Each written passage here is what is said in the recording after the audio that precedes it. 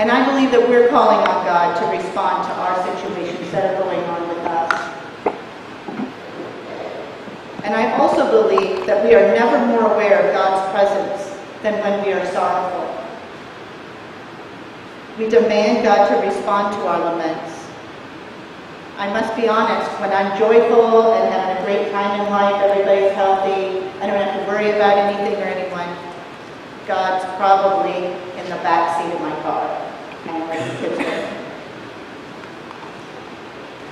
And maybe I should be thinking of God more in those joyful moments as well. Maybe then I would understand when God is responding in the sorrowful times. If I paid a little bit more attention in the joyful times. We can try.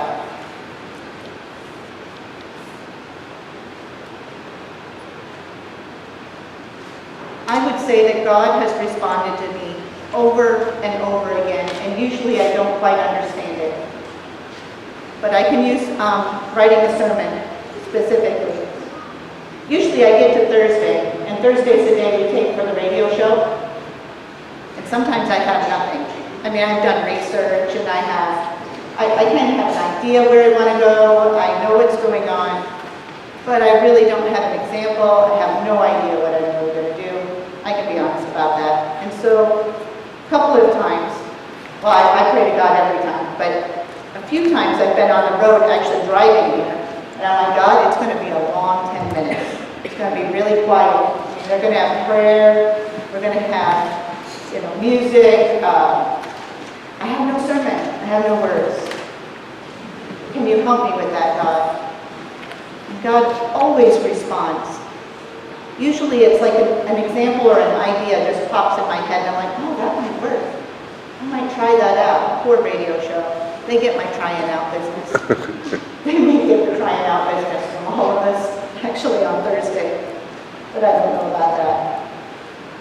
But God knows that we are under difficult pressures here as we live. I mean, we have family members that are sick.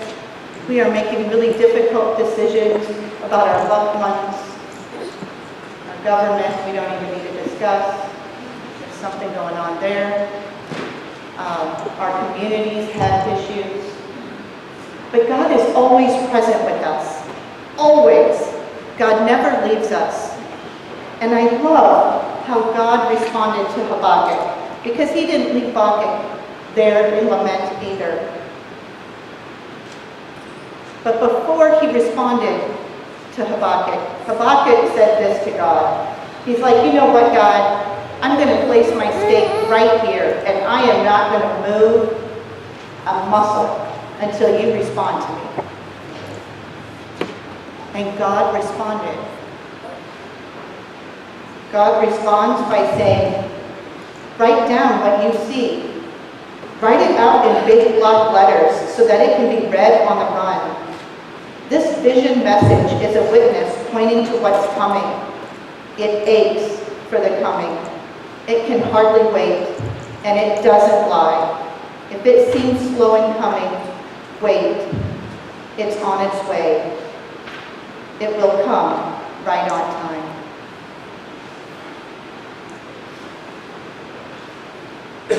What an amazing response. Not an answer. God doesn't answer our questions. Really, nobody can answer our questions for us. But God responds. God says, give it some time, and I'm going to be there. And I see that the time that God decided that God was going to live among us, that God came here in the form of Jesus Christ and lived among us, loved among us, worked among us, suffered among us, argued, laughed, formed friendships, loved people. That's what our God did for us. Our God came here because God understood that we would never figure it out, that we were never going to be able to be sinless, that we live in systemic sin. It's all around us. In fact, we're born right straight into it. It's in our fabric. And Jesus, when he was on the cross, he took on all sin. He took on all sin of the past, the present, and the future. And what he did was he made a bridge to God. So God no longer sees us by our sin, but only sees us by Jesus Christ. God brought in God's kingdom because that was the only way God could bring in God's kingdom. There was no other way. God is here with us right here and now. He always is, even when we lament, probably most powerfully when we lament. And thanks be to God for that.